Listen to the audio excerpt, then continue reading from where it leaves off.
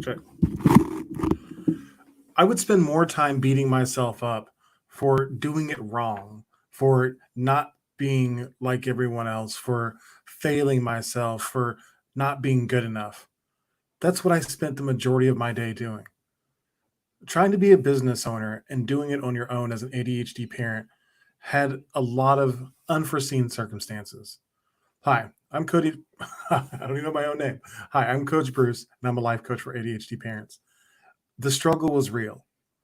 As I got out into the world and left all of the traditional rules for once, I was pretty lost.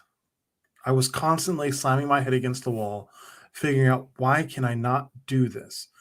What is wrong with me? Why am I such a fucking idiot? It was really, really hard because I thought there was a specific way I was supposed to be doing things.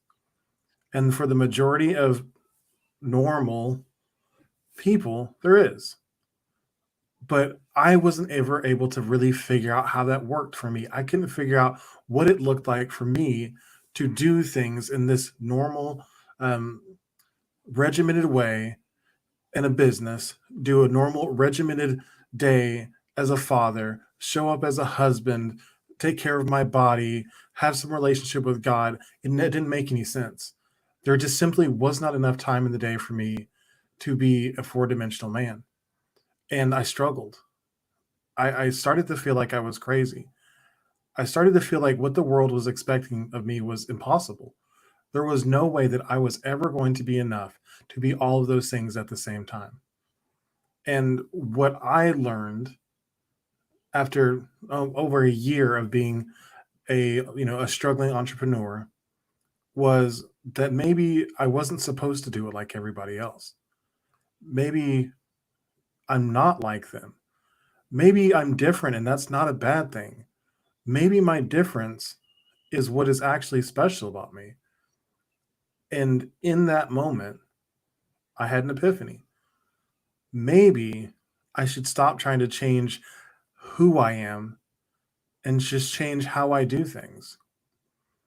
I decided to stop trying to fight the impulses I have all the time, fight the distraction, fight the urge to be different, and to start going with it. Initially, it was a struggle. And whenever you come from the shame, guilt, and fear that I grew up in, it is hard to it's hard to believe in yourself. And when you don't believe in yourself, it's hard to actually hear your impulses correctly and trust them. So initially there was a lot of, a lot of disasters, a lot of, just trying things out and thinking I'm listening to my gut and actually being distracted and pulled back into a suppressive state, trying to push away the emotions I was so scared of. So being different isn't enough. We also have to unlearn every all the stories we've learned about ourselves. We have to we have to start untelling the stories that we've been telling for so long.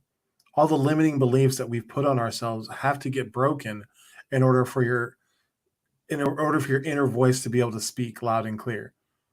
Just like somebody who hasn't spoken for many many years, the voice is going to come out harsh and low. The same thing happened with my inner voice. It was hard for me to understand it because I hadn't been exercising it properly.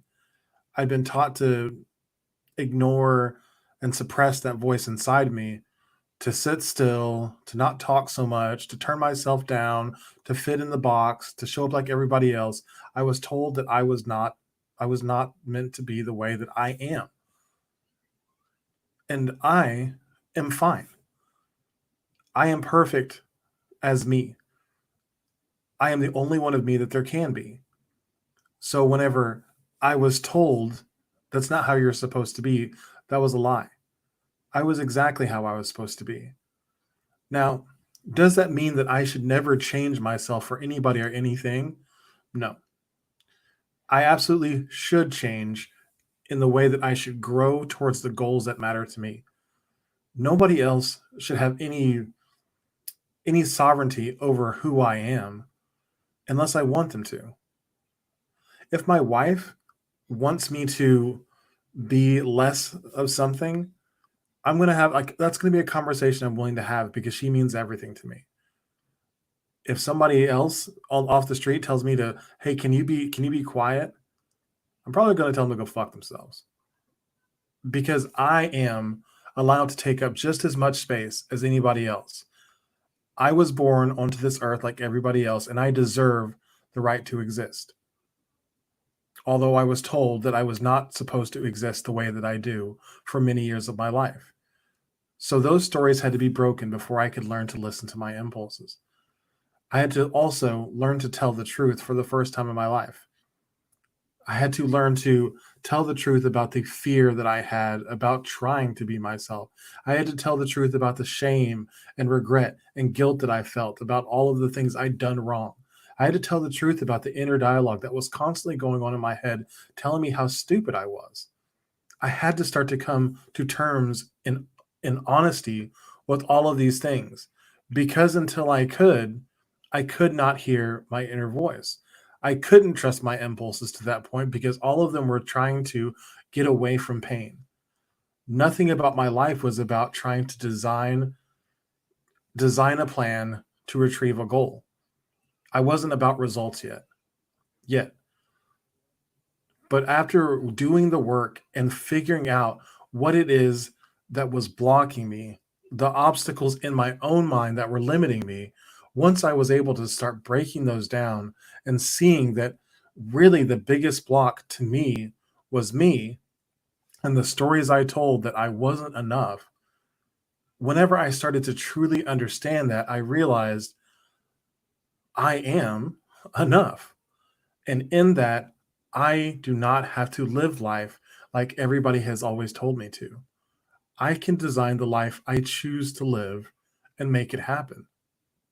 Is it going to happen instantly? I'm not a genie, no.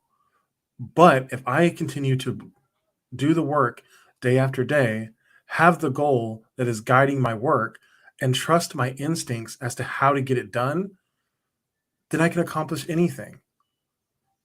Before trying to do the systems that worked for everybody else that made my mind melt was because they weren't meant for me. I had my own compass inside of me that was trying to guide me to do things right, but I had suppressed it for so long, it had gone in haywire. I had to realign myself with my moral center, figure out some things about who I am and who I wanted to be, learn how to tell the truth, learn how to untell those stories that I've been told. But then after that, it was off to the races. And since I've been able to trust myself and truly hear my inner voice, things have really been happening quite quickly for me. My business is starting to take off in a way that I was starting to wonder if it was ever going to happen. My relationships with my kids and my wife are deeper now than they've ever been. I'm taking care of my body in a way that makes sense to me now, that is not about looking the typical way. It's about actually making myself feel how I feel on the outside, how I feel on the inside. And lastly, my relationship with God has opened wide up because I'm no longer limiting my mind with all of these stories about what I can and cannot be. And in that, He is there. All of these things happen because I was able to let go of the stories of the past and accept that there's something better for me. And if you are willing to have that conversation with yourself, then maybe you're ready for the next step, help in getting out. The darkness that I was in, I could not get out of by myself. I needed help. I didn't understand how to solve the problems that I'd created. But once I'd gotten help in figuring them out, everything exploded for me and it was amazing. And I want to offer that same help to other people. So I encourage you to go to www.impulsive.life/consult and set up a free consultation so I can immediately give you at least 3 techniques to provide relief in your darkness right now. And from there, we'll have a conversation about how you'd like to move forward. But I want to provide relief for people who are struggling like I was right now. And we can do that on a call. I'll talk to you tomorrow.